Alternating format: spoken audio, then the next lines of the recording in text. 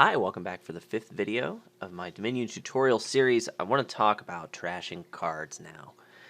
Let's begin with curses. Curses are bad cards.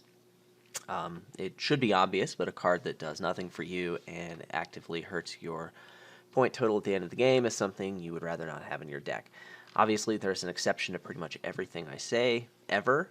When it comes to Dominion, there are some times where you would rather have curses in your deck, but they're rare enough, they're not worth talking about. If you can trash curses and you have curses in your deck, usually you want to do it. So that's pretty much goes without saying. Let's talk about estates now. Estates are bad.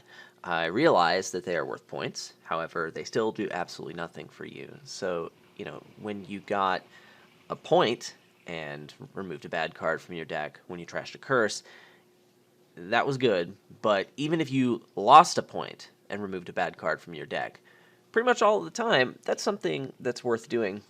If you take the simplest case in Big Money likes to trash estates. If you have a card that trashes only estates and you stick it in your Big Money deck, you're going to get this great tempo boost, and the 3 points that you lose by trashing your estates is going to be worth it, because a lot of times it translates to a 5-3 province advantage, and that's 12 points, which is much more than 3. So estates are bad, and usually you want to get rid of them if you can. Let's talk about coppers. Coppers are bad. And this may sound a little crazy to you, but yes, I'm serious. Coppers are bad, and so this may be sort of obvious to some people. However, it wasn't to me. Someone had to tell me that coppers are bad, and that I needed to trash them before I realized that coppers are bad, and you need to trash them. So why are coppers bad? Well, I mean, yes, they're not as bad as estates, and sometimes, they're worth keeping around, but you start with 7 of them, and they're bad cards. Think of it this way. In the simplest case, you're trying to hit $8 with a hand of 5 cards. And if all 5 of them were coppers, you would hit $5. So the coppers are not really good enough by themselves to buy you provinces. You need better cards than coppers. So coppers in your Big Money deck, while they are not good for you, usually it's not worth it to get rid of them because that requires some resources, but they're still not good for you. You'd rather not have them when you're playing a Big Money deck, and a Big Money deck is one of the more favorable decks to have coppers in. Basically what I'm saying is these coppers that are in your deck, while they give you money, are not good enough to keep in a lot of decks that you want to play. So if you're like me, when you look at 10 cards on a board of Dominion, you see all of these combinations. You see cards that have synergies with each other, that work well together, but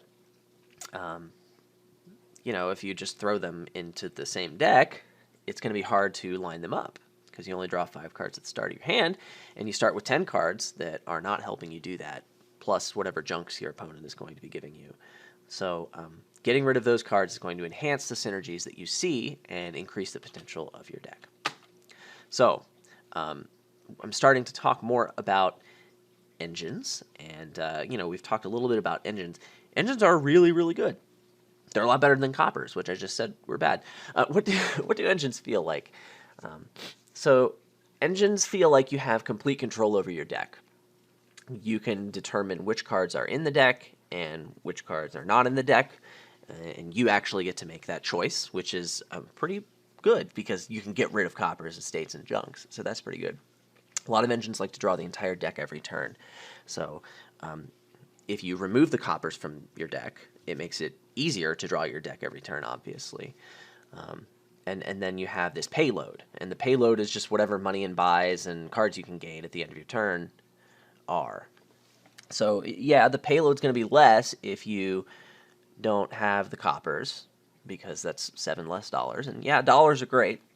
However, drawing your deck gets a lot easier, and you can do it a lot more quickly and reliably if you don't have the coppers. So the fact that you can draw your deck every turn and have that payload, and then use that to put more cards in your deck that help you draw and increase your payload every turn, you can increase the buying power of each of your turns much more rapidly.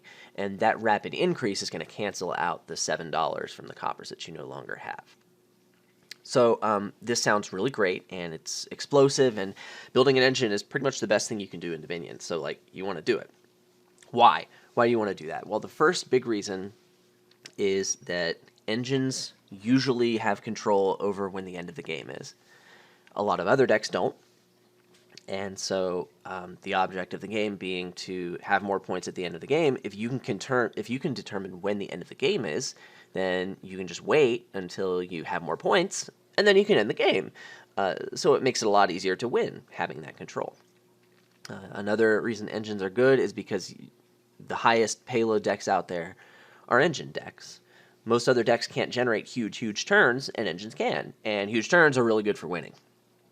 So there's something that I like to say. It's called thinning is winning. And basically what that means is trashing cards is really good. Trashing all your starting cards, all of the junks. If there's any way you can do it, you pretty much want to do it.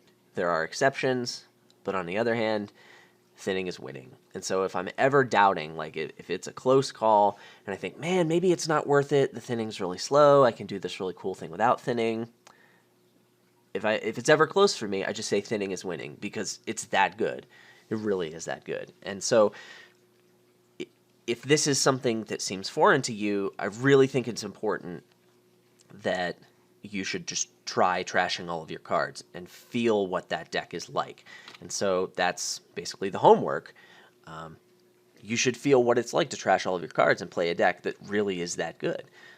Some decks do really great things when you trash the cards, and other decks will just find a way to draw and play lots of golds and silvers and get a plus buy, which is still really good. But, that's kind of the beginning of the story. So if that's what you're doing and it feels great, that's the beginning of the story. And there's this beautiful world of engines out there in Dominion that is right there for you. And all you have to do is trash the bad cards in your deck.